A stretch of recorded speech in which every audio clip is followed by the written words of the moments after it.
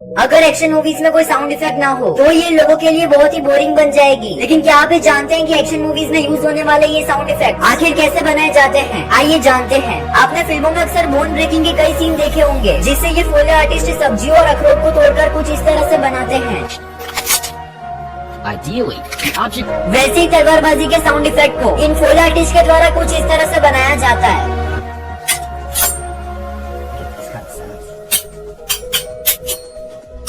और बता दें कि पंच के साउंड इफेक्ट्स को बनाने के लिए ये फोले आर्टिस्ट मांस पर मुक्के मारकर कुछ इस तरह से बनाते हैं।